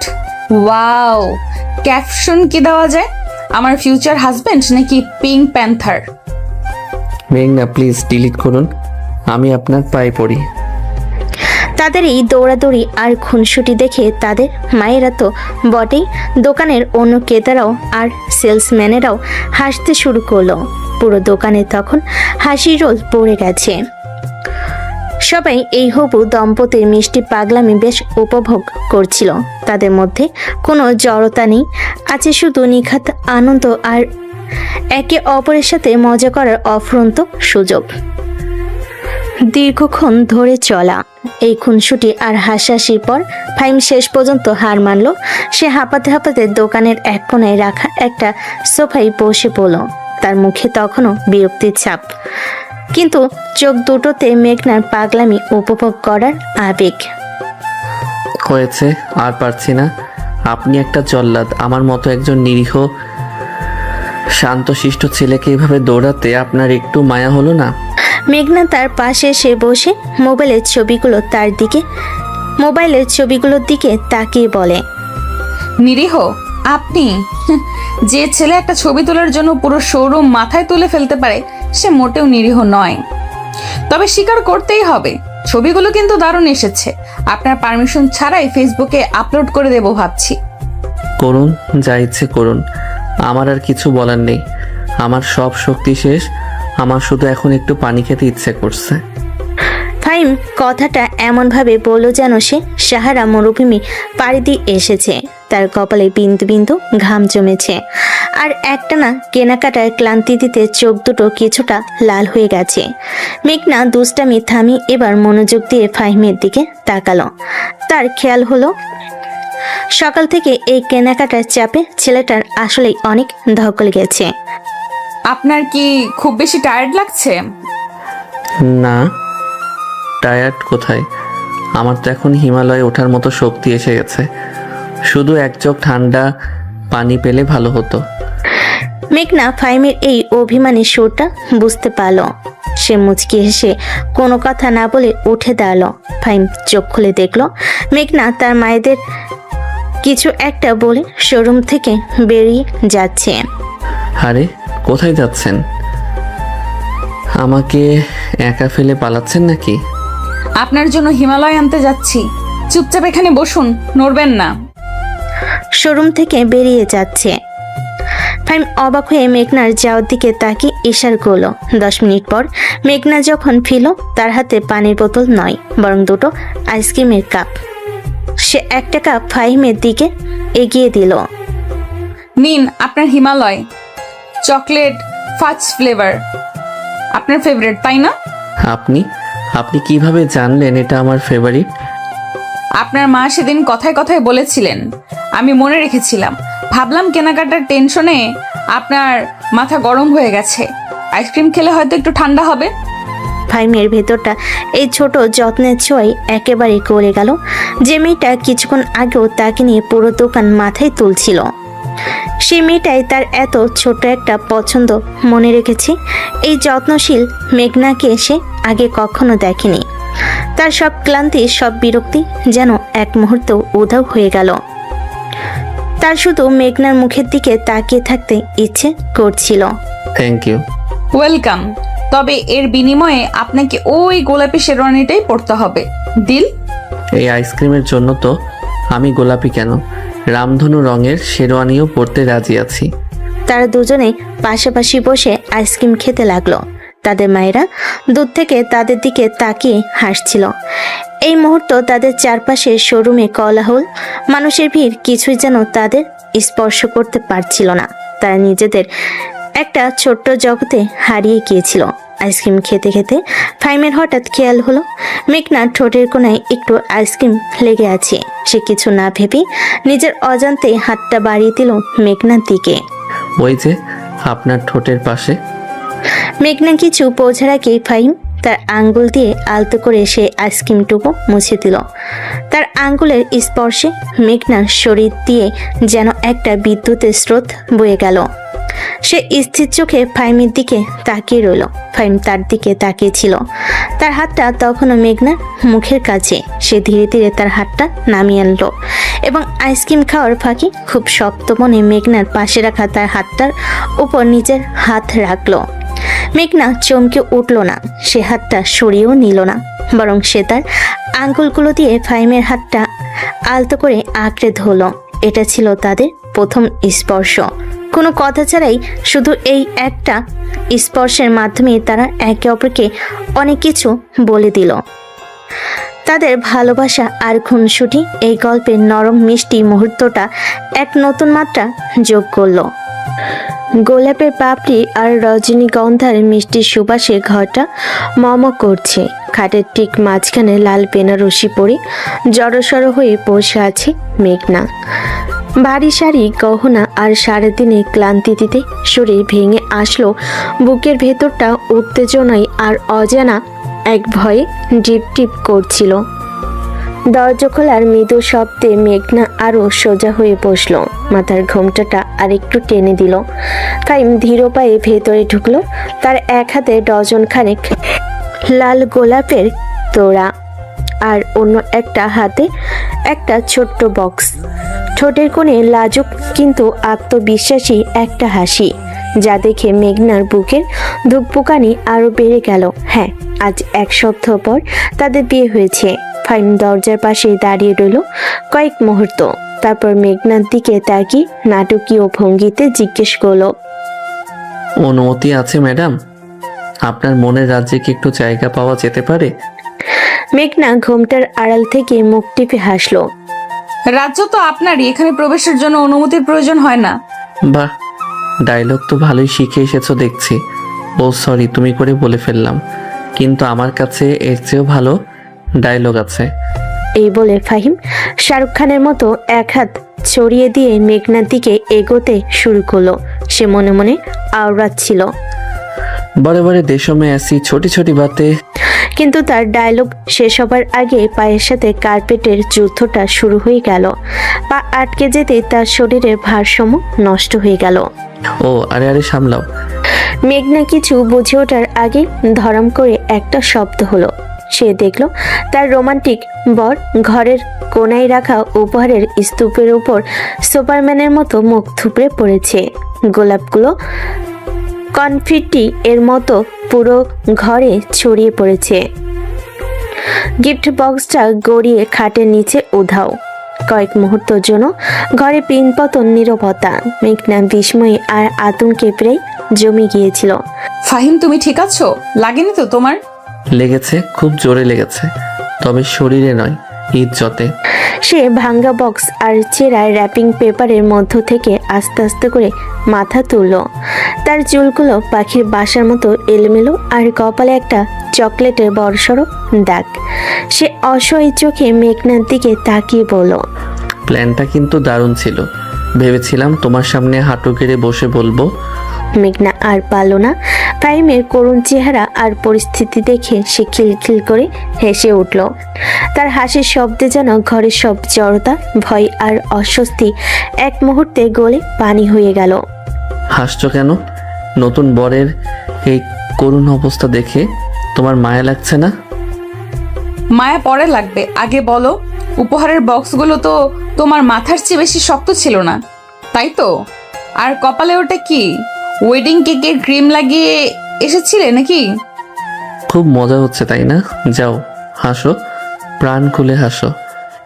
আমার বাসর রাতের রোমান্সের তো 12টা বেজেই গেল।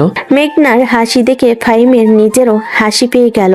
সে বুঝতে পারল তাদের সম্পর্কে শুরুটা কোনো চিত্রনাট্য দিয়ে নয়, বরং জীবনের সবচেয়ে বাস্তব আর নির্মল হাসি দিয়েই হলো। ফাহিম উপহারের স্তূপের মধ্য থেকে কোনো মতে উঠে বসেছে, তার মুখে রাজ্যের লজ্জা আর অসহায়ত্ব। মেঘনা তখনও হাসতে হাসতে শেষ। প্লিজ এবার একটু থামো। আমার নতুন বউ আমার ইজ্জতের সব যাত্রা দেখে এভাবে হাসবে এটা ভাবতেও পারিনি। আমি হাসতে চাইছি না, কিন্তু তোমার সুপারম্যানের মতো উড়ে যাওয়ার দৃশ্যটা চোখ থেকে সরাতে পারছি না। আর তোমার কপালে ওটা কি? ফাহিম কপালে হাত দিয়ে চটচটে কিছু একটা অনুভব করলো। হায় আল্লাহ, চকলেটের বক্সটাও শহীদ হয়ে গেছে দেখছি।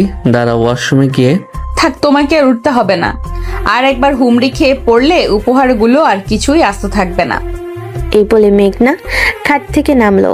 তার ভারী বেনারসি শাড়ি সামলে সে ফাহিমের সামনে এসে বসলো। আঁচল দিয়ে আলতো করে তার কপালে চকলেট মুছে দিল। এই প্রথম স্পর্শে ফাহিমের বুকের ভেতরটা ধক করে উঠল। হয়েছে, এবার ওঠো মিস্টার রোমিও। তোমার রোম্যান্সের কারণে যে লঙ্কা কাণ্ডটা ঘটিয়েছো সেটা এখন পরিষ্কার করবে কে? তুমি আর আমি। আমাদের সংসারের প্রথম কাজ এর চেয়ে রোমান্টিক আর কি হতে পারে বলো? খুব রোমান্টিক, চলো শুরু করা যাক। এরপর শুরু হলো তাদের অদ্ভুত বাসরাতের দ্বিতীয় পর্ব। ঘর গোছানো, ফাইম ছেঁড়া র্যাপিংগুলোর এক এক জায়গায় জড়ো করছিল, আর মেঘনা ছড়িয়ে থাকা গোলাপগুলো যত্ন করে তুলে ফুলদানিতে রাখছিল। ইস, ফুলগুলোর কি অবস্থা করেছি। ওরা নিশ্চয়ই ভাবছে কি এক বেরসিক লোকের হাতে এসে পড়লাম।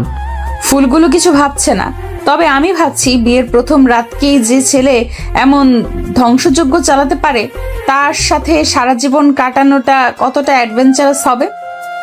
একদম ঠিক ভেবেছো। তোমার জীবনটা বোরিং হতে দেব না, এইটুকু গ্যারান্টি দিতে পারি। আচ্ছা, আমার সেই ছোট্ট বক্সটা দেখেছো? ওটার ভেতরে খুব জরুরি একটা জিনিস ছিল। কোনটা? যেটা তোমার হাত থেকে মিসাইলের মতো ছিটকে গেল? দাঁড়াও, দেখছি। দুজনে মিলে খাটের নিচে পর্দার আড়ালে খুঁজতে শুরু করলো। এই টুকটাক কাজ, হাসি ঠাট্টা আর খুনসুটির মধ্য দিয়ে কখন যে তাদের মধ্যকার সব জড়তা আর অস্বস্তি উধাও হয়ে গেল তার নিজেরাও টের পেল না। অবশেষে মেঘনাই বক্সটা খুঁজে পেল। পেয়েছি, খাটের একেবারে কোনায় গিয়ে লুকিয়েছিল, লজ্জায় বোধ হয়। ফাইম বক্সটা হাতে নিয়ে মেঘনার পাশে মেঝেতে বসে পড়ল। ঘরটা এখন অনেকটাই গোছানো, চারিদিকে শান্ত স্নিগ্ধ একটা পরিবেশ। বসো এখানে। মেঘনা তার পাশে বসতেই ফাহিম বক্সটা খুলে তার দিকে এগিয়ে দিল। ভেতরে চাঁদের আলোর মতো চমকাচ্ছে একজোড়া রূপার নূপুর। এটা অনেক সুন্দর ফাহিম। তোমার জন্য। জানো মেঘনা, আজ যা হলো হয়তো এটাই হওয়ার ছিল। আমি চেয়েছিলাম আমাদের শুরুটা একটা পারফেক্ট সিনেমার মতো হোক, কিন্তু জীবন তো সিনেমা নয়। আমাদের জীবনটা হয়তো এভাবেই অগোছালো আর হাসি খুশিতে ভরে থাকবে। হয়তো বারবার আমার প্ল্যান এভাবে ফ্লপ করবে, হয়তো আমরা এভাবে বারবার হুমড়ি খেয়ে পড়বো। সে আলতো করে মেঘনার হাত ধরলো। কিন্তু আমি তোমাকে কথা দিচ্ছি, যতবারই আমরা পড়ব, যতবারই সব অগোছালো হয়ে যাবে, আমি সব সময় তোমার পাশে থাকব, ঠিক আজকের মতোই। আমরা দুজনে মিলে সব কিছু আবার গুছিয়ে নেব সব সময়। আমার পারফেক্ট সিনেমার দরকার নেই ফাহিম, এমন অগোছালো বাস্তব জীবনটাই আমার চাই। এর চেয়ে সুন্দর জীবন আর কি হতে পারে? কথাটা শেষ হতেই ফাহিম আলতো করে নূপুর জোড়া তুলে দিল। ইশারায় তার পাটা একটু এগিয়ে দিতে বলল। মেঘনা পা এগিয়ে দিতে ফাহিম পরম যত্নে তার পায়ে নূপুর পরিয়ে দিল। সেই শীতল রূপার স্পর্শে মেঘনার শরীরে এক অদ্ভুত ভালো লাগার শিহরণ বয়ে গেল। তাদের সম্পর্কে শুরুটা কোনো লোক দেখানো রোমান্স দিয়ে হয়নি, হয়েছিল জীবনের সবচেয়ে নির্মল আর অগোছালো এক মুহূর্ত দিয়ে, যা তাদের সারা জীবনের জন্য এক মজবুত অঙ্গীকারে বেঁধে ফেল। এরপরে সময়টা যেন কোনো পার্থিব নিয়মে বাধা ছিল না। ফাই মেঘনাকে আলতো করে বিছানায় শোয়ালো। ঘরের নরম আলো, ফুলের মিষ্টি গন্ধ আর দুজনের উষ্ণ নিঃশ্বাস মিলেমিশে একাকার হয়ে যাচ্ছিল। কোনো তাড়াহুড়ো ছিল না, ছিল কেবল দুটি মানুষের একে অপরকে আবিষ্কার করার অনন্ত মুগ্ধতা। ফাহিমের প্রতিটি স্পর্শ ছিল সম্মতির, মেঘনার প্রতিটি নিঃশ্বাস ছিল ভরসা মেশানো। তারা একে অপরের চোখের গভীরে নিজেদের প্রতিচ্ছবি দেখতে পাচ্ছিল। বাইরের পৃথিবীর সমস্ত কোলাহল থেমে গিয়ে তাদের পৃথিবীটা তখন শুধু একে অপরকে কেন্দ্র করে ঘুরছিল। সেই রাতে শুধু দুটি শরীরের মিলন ছিল না, ছিল দুটি আত্মার এক হয়ে যাওয়ার পবিত্র উৎসব, যা শুরু হয়েছিল একরাশ অগোছালো হাসির মধ্য দিয়ে আর শেষ হয়েছিল একে অপরের মধ্যে নিজেদের সঁপে দেওয়ার গভীর ভালোবাসায়। পরের দিন সকালে রান্নাঘরের দরজায় দাঁড়িয়ে মেঘনা কয়েক মুহূর্ত স্থির হয়ে রইল। তার সামনে দাঁড়িয়ে আছে আটার বস্তার মতো সাদা ধপধপে একটা মূর্তি, যেটা তার স্বামী। মেঝেতে কফি আর পানির স্রোত, কাউন্টারে কয়লার মতো দুটো বস্তু পড়ে আছে আর তীক্ষ্ণ অ্যালার্মের শব্দে কান পাতা দেয়। কয়েক মুহূর্তে নিস্তব্ধতা ভেঙে মেঘনার মুখ থেকে কোনো বকাঝকা বা আর্তনাদ বের হলো না, বরং সে খিলখিল করে হেসে উঠল। ফাহিম, এটা কি? তুমি তুমি দেখতে একটা ভূতের মতো লাগছে, সাদা ভূত। প্লিজ হাসবে না। আমি তোমার জন্য সারপ্রাইজ ব্রেকফাস্ট বানাতে চেয়েছিলাম। সারপ্রাইজ? এটা তো আমার মনে হচ্ছে রান্নাঘরের উপর দিয়ে তৃতীয় বিশ্বযুদ্ধ হয়ে গেছে। আর স্মোক ডিটেক্টরটা, ওটাকে আগে বন্ধ করো, পুরো অ্যাপার্টমেন্ট মাথায় তুলেছে। ফাহিম একটা চেয়ার টেনে এনে অ্যালার্মটার দিকে হাত বাড়ালো। কয়েকবার বোতাম চাপার পর কান ফাটানোর শব্দটা অবশেষে থামলো। রান্নাঘরে নেমে এলো এক অদ্ভুত নীরবতা, যা ভাঙল মেঘনার না থামা হাসির শব্দে। এখন তো হাসা বন্ধ করো প্লিজ। আমার মান সম্মান সব ময়দার সাথে মিশে গেছে। মান সম্মান? তোমার তো চেহারাটাই চেনা যাচ্ছে না। দাঁড়াও, একটা ছবি তুলে রাখি, আমাদের প্রথম সকালের স্মৃতি। খবরদার, তোমার ওই মোবাইলটা দিয়ে আর একটাও ছবি তুলবে না। এমনিতেই পিঙ্ক প্যান্থার ছবিটা নিয়ে আমার জীবন শেষ, আর একটা ব্ল্যাকমেইলের আইটেম আমি চাই না। আচ্ছা ঠিক আছে, আর হাসবো না। তবে বলো মিস্টার শেফ, আপনার এই শিল্পকর্ম পরিষ্কার করার পরিকল্পনা কি?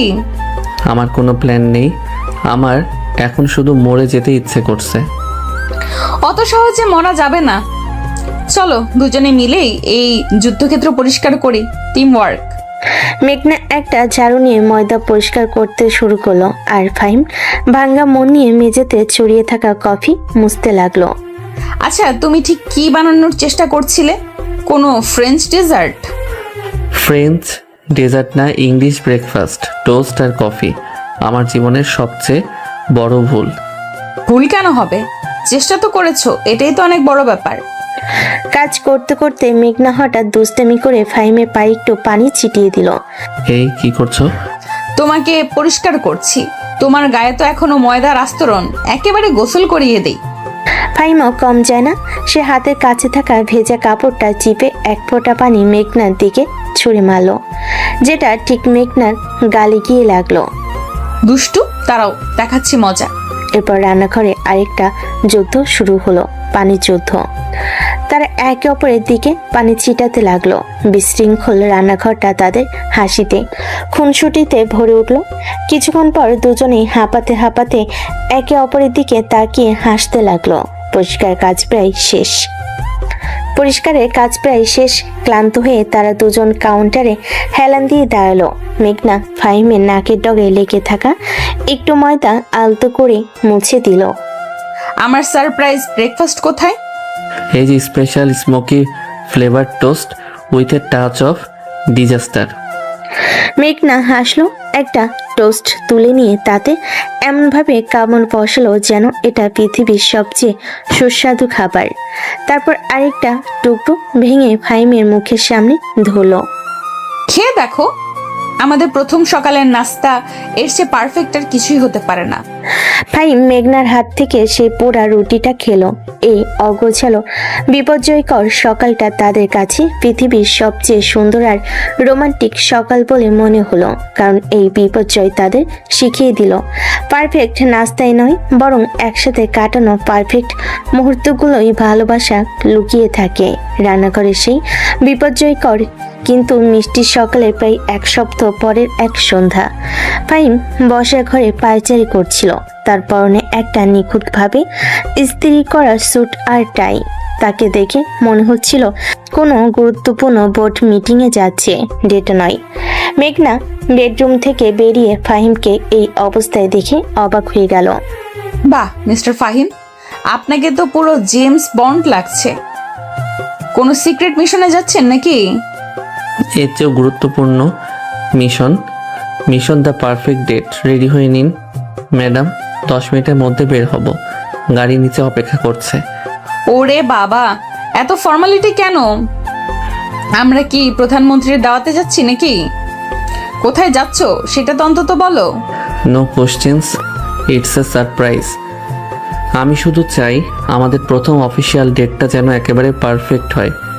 ফাহিমের গলার স্বর এমন একটা দৃঢ়তা ছিল যা মেঘনাকে আর কোনো প্রশ্ন করতে দিল না। সে শুধু মুচকি হেসে রেডি হতে চলে গেল। কিছুক্ষণ পরে গাড়িটা এসে থামলো গুলশানের সবচেয়ে উঁচু বিল্ডিং এর একটি সামনে।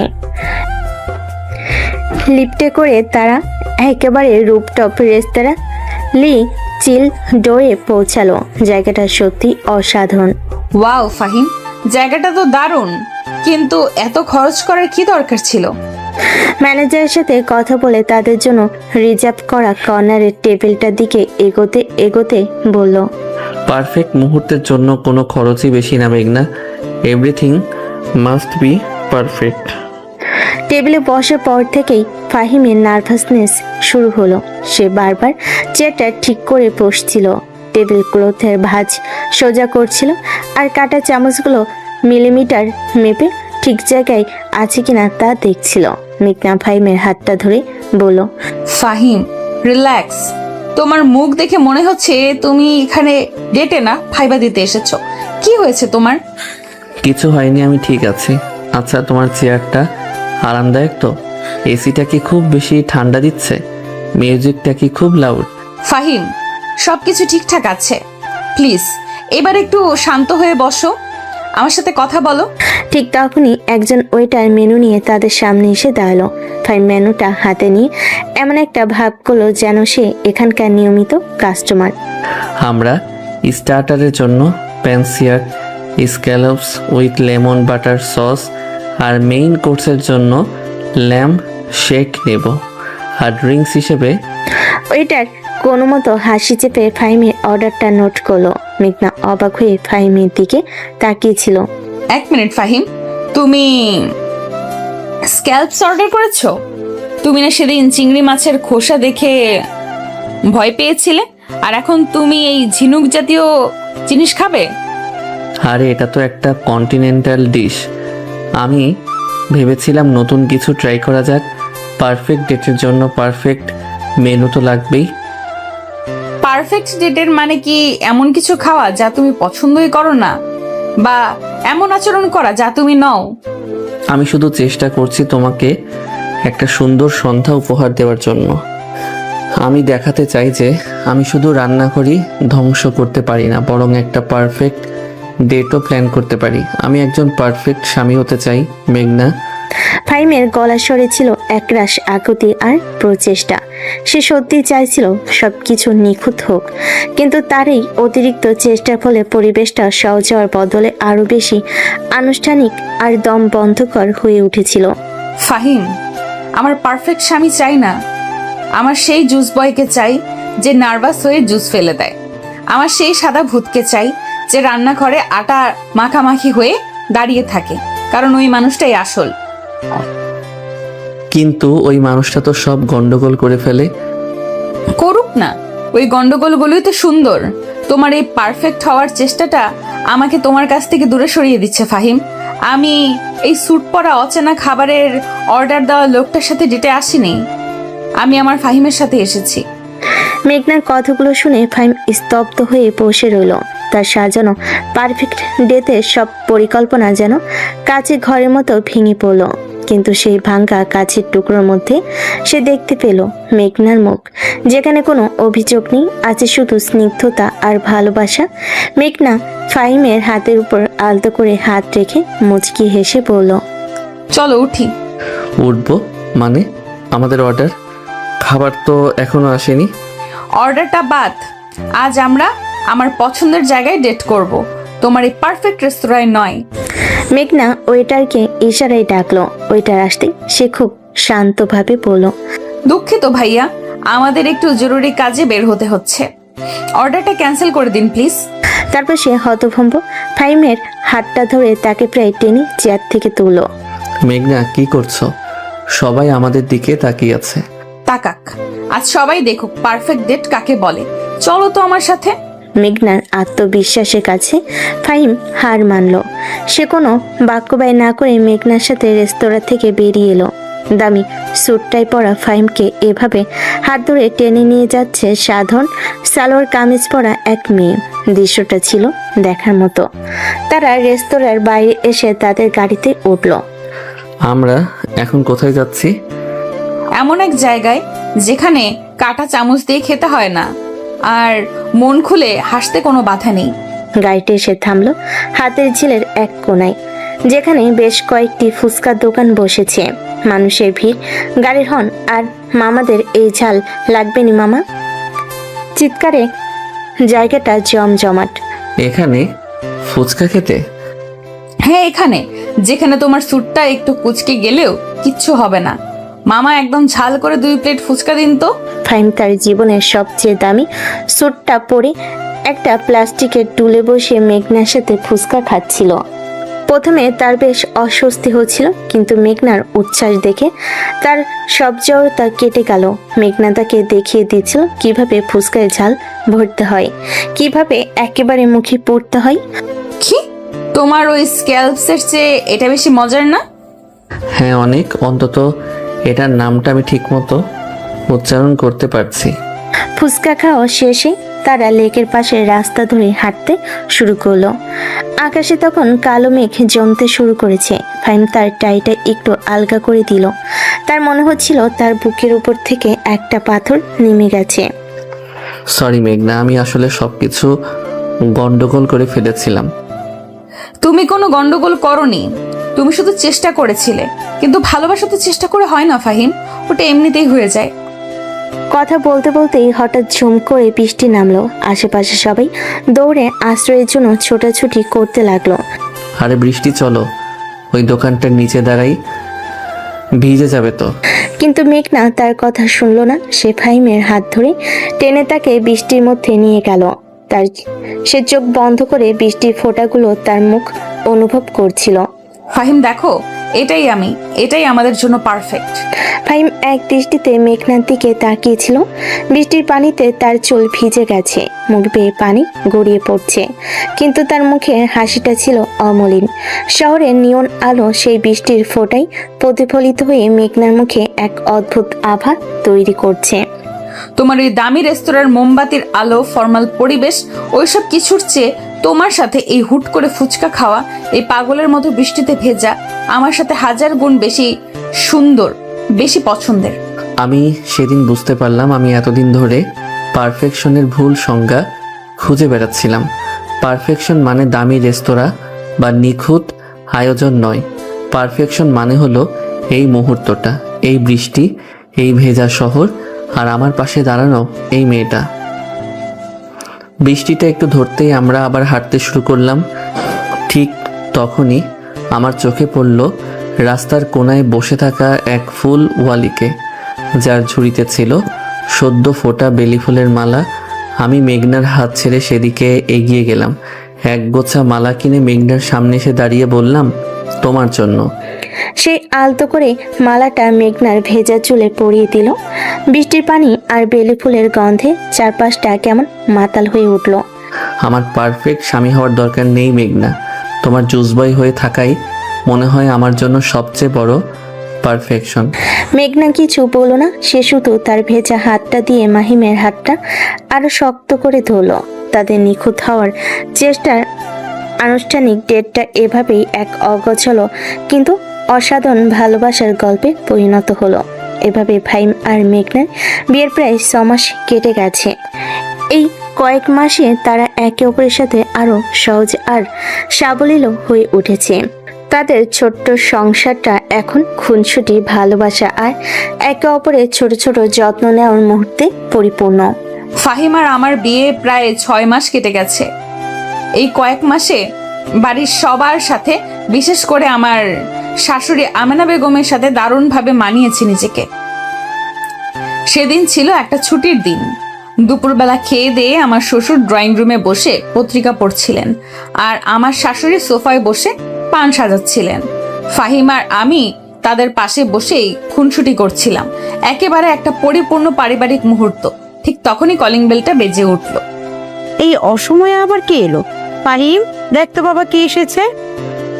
ফাহিম দরজা খুলতেই দেখলো তার তিন দূর সম্পর্কের চাচি মর্জিনা, হালিমা আর রাবিয়া চাচি দাঁড়িয়ে আছেন। তাদের দেখে ফাহিমের কপালে একটা হালকা ভাঁজ পড়ল, কারণ সে জানে এনারা যেখানে যান সেখানে প্রশ্নের ঝড় তোলেন। চাচিরা, আপনারা আসুন আসুন, ভেতরে আসুন। মর্জিনা চাচি ঘরে ঢুকতে ঢুকতে আমেনা বেগমের দিকে তাকিয়ে বলেন, ভাবি কেমন আছেন? হঠাৎ করেই চলে এলাম, বিরক্ত করলাম না তো? আরে না না, বিরক্ত হব কেন? ভালো করেছো এসেছো, বসো। মেঘনা মা, চাচিদের জন্য শরবত নিয়ে আয় তো। মেঘনা হাসি মুখে সম্মতি জানিয়ে রান্নাঘরের দিকে চলে গেল। চাচিরা সোফায় বসে তাদের আসল কাজ শুরু করে দিলেন। হালিমা চাচি ফাহিমের বাবার দিকে তাকিয়ে বলেন, ভাই সাহেব, আপনার তো এখন বেশ আরাম, ছেলের বউ ঘরে এসেছে, সব দায়িত্ব এখন তার। আরে মাত্র তো 6 মাস হলো, ওদের জীবনটা আগে গুছিয়ে নিক, এত তারা কিসের? তারা নেই মানে ভাবি, বয়স থাকতে থাকতেই তো সব করে নেওয়া ভালো, পরে তো চাইলেও হয় না। কি গো বৌমা? মেঘনা শরবত নিয়ে আসতেই তাকে উদ্দেশ্য করে বলেন, তুমি কিছু ভাবছো টাবছো তো? চাচি, এখনো তো আমরা দুজনেই একে অপরকে বোঝার চেষ্টা করছি।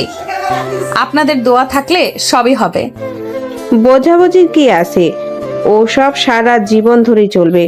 আসল কাজটা তো আগে সারতে হবে, তাই না? বংশ তো এগিয়ে নিয়ে যেতে হবে। চাচিদের একটানা আক্রমণে আমিনা বেগম আর তার স্বামীও বেশ অস্বস্তিতে পড়ে গেলেন। ফাহিম দেখলো তার বাবা মাকেও কেমন জানি জবাবদিহি করতে হচ্ছে। মেঘনার মুখের হাসিটাও একটু একটু করে মিলান হয়ে আসছে। তাদের শান্ত সুন্দর দুপুরটা যে এভাবে মানসিক অত্যাচারে পরিণত হবে তা তারা কল্পনা করতে পারে। চাচিদের একটা না প্রশ্ন বানে পুরো পরিবার যখন কোণঠাসা, ঠিক তখনই আমি আর চোখে মেঘনার দিকে তাকালাম। দেখলাম মেঘনার চোখে মুখে বিরক্তি স্পষ্ট। আমি মেঘনার দিকে তাকিয়ে এমনভাবে চোখ মারলাম যার অর্থ ছিল এবার কিছু একটা করা দরকার। মেঘনাও চোখের পাতা পিটপিট করে সম্মতি জানালো। মুহূর্তের মধ্যে আমাদের মধ্যে একটা নীরব গোপন জট তৈরি হয়ে গেল। ফাহিম তার বাবার দিকে তাকালো। তার মনে পড়ে গেল বিয়ের ঠিক আগে বাবার বলা একটা কথা, বুদ্ধির সাথে পরিস্থিতি সামাল দিতে হয়। সে সোফায় সোজা হয়ে বসে খুব শান্ত কিন্তু দৃঢ় গলায় বলে, চাচি, আপনারা আমাদের জন্য এত চিন্তা করেন তার জন্য অনেক ধন্যবাদ।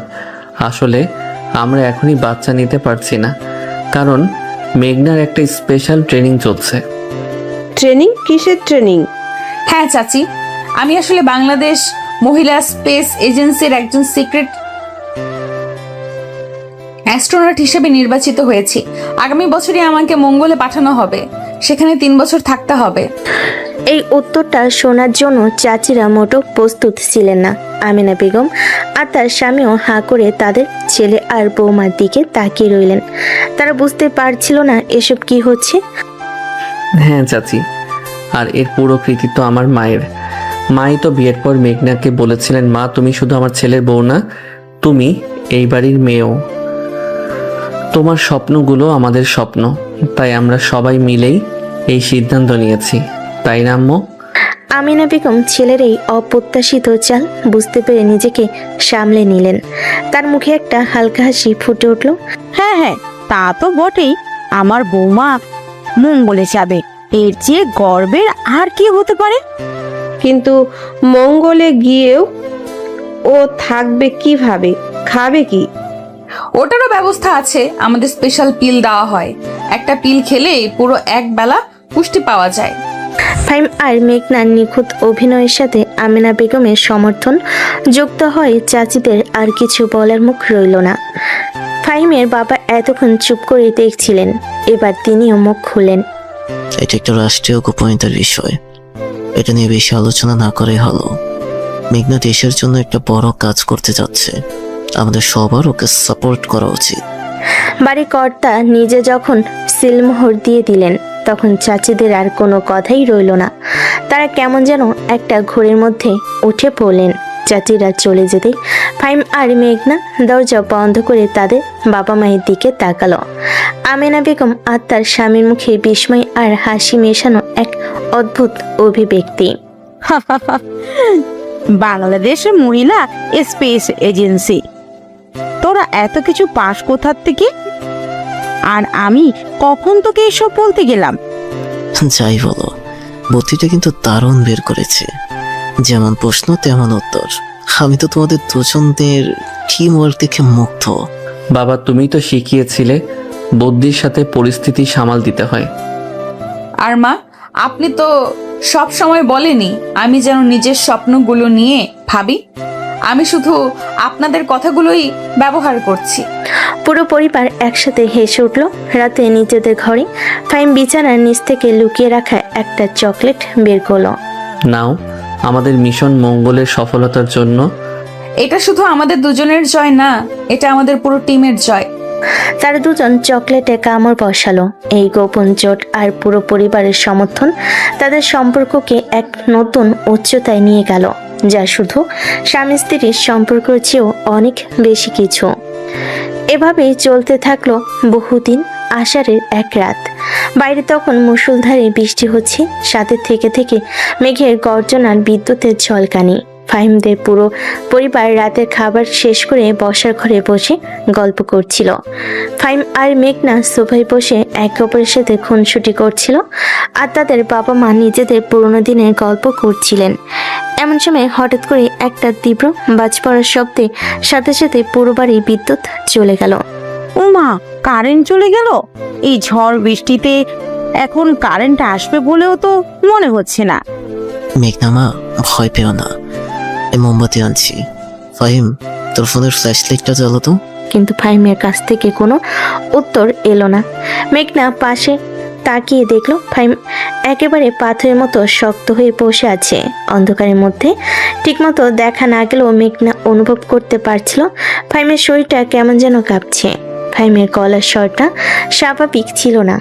মেঘনার মনে পড়ল বিয়ের পর কয়েকবারই যখন লোডশেডিং হয়েছে ফাহিম কেমন যেন চুপচাপ আর অস্থির হয়ে গেছে, কিন্তু মেঘনা তখন বিষয়টাকে অতটা গুরুত্ব দেয়নি।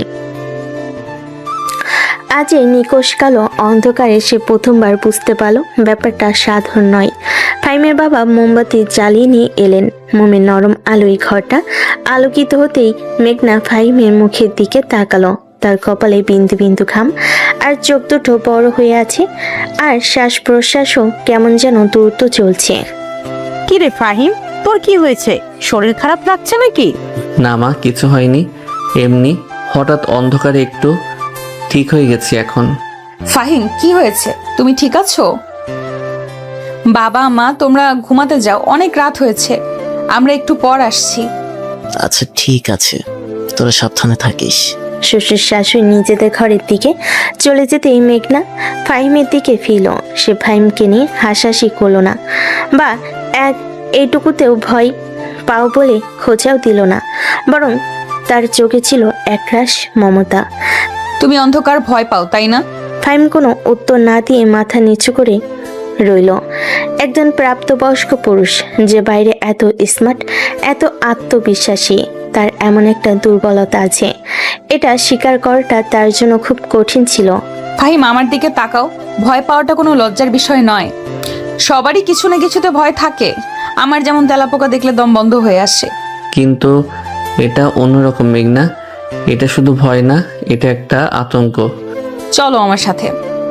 মেঘনা একটা মোমবাতি হাতে নিয়ে ফাহিমের হাত ধরে তাকে বারান্দার দিকে নিয়ে গেল। বাইরে তখন ঝুম বৃষ্টি, বারান্দার গ্রিল পেয়ে বৃষ্টির পানি গড়িয়ে পড়ছে। মোমবাতির আলো, বৃষ্টির একটানা শব্দ আর ভেজা মাটির সোদা গন্ধ মিলেমিশে এক অদ্ভুত রোমান্টিক পরিবেশ তৈরি হয়েছে। এখানে তো আর অন্ধকার নেই, দেখো আকাশটাও কেমন সেজেছে। ছোটবেলায় একবার গ্রামের বাড়িতে গিয়েছিলাম, তখন আমার বয়স 7 কি 8। একা একটা ঘরে ঘুমিয়েছিলাম, আর সেদিন রাতে ঠিক এমনই ঝড় হয়েছিল।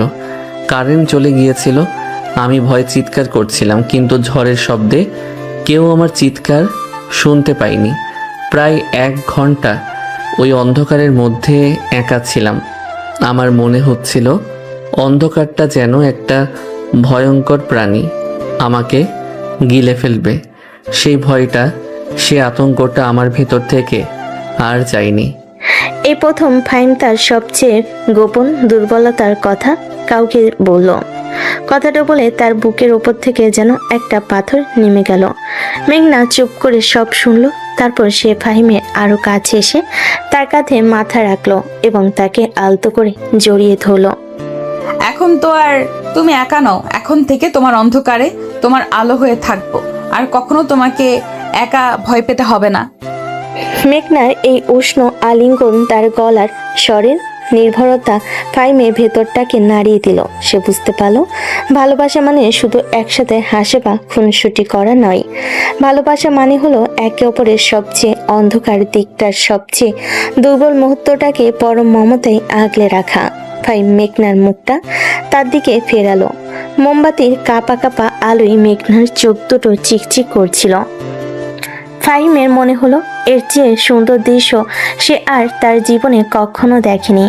আর ভেতর থেকে খুব সহজ, খুব স্বাভাবিকভাবে 3টে শব্দ বেরিয়ে এলো, যা সে এর আগে কখনো মেঘনাকে বলেনি।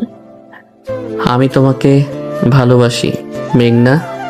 এই কথাটা কোনো পরিকল্পিত রোমান্টিক মুহূর্তে বলা হয়নি। এটা ছিল এক বিশুদ্ধ স্বীকারোক্তি। কোনো লোক দেখানো বা আনুষ্ঠানিকতা ছিল না, ছিল শুধু মন থেকে উঠে আসা নিখাত অনুভূতি। মেঘনা তার উত্তরে কিছু বলল না, তার চোখ দুটোই যেন সব কথা বলে দিল। সে ফাহিমের আরো কাছে চলে এলো। বাইরে তখনও বৃষ্টি পড়ছিল, কিন্তু সেই বৃষ্টি আজ আর ফাহিমের কাছে ভয়ের কারণ ছিল না, বরং এই বৃষ্টি, এই মোমবাতির আলো আর মেঘনার উপস্থিতি সবকিছু মিলে তাদের ভালোবাসার গল্পটাকে এক নতুন মাত্রা দিল। আমার বান্ধবীর মেয়েকে বিয়ে করতে না চাও সেই ছেলেটা আজই মেয়ের মধ্যেই তার পুরো পৃথিবী, তার সব শান্তি খুঁজে পেয়েছে। আর মেঘনাও তার জুস বয় এর অগোছালো ইমপারফেক্ট রূপটার মধ্যেই তার নিখুঁত জীবন সঙ্গীকে খুঁজে পেয়েছে। তাদের গল্পটা হয়তো কোনো রূপকথার মতো নিখুঁত নয়, কিন্তু ছোট ছোট ভুল, মিষ্টি খুনসুটি আর একে অপরের প্রতি গভীর বোঝাপড়া দিয়েই আমাদের এই সাধারণ গল্পটা অসাধারণ হয়ে উঠছিল। আর এভাবেই এক বর্ষা রাতে তারা দুজন একে অপরের সবচেয়ে বড় শক্তি হয়ে পাশে থাকার অঙ্গীকার করলো সারা জীবনের জন্য।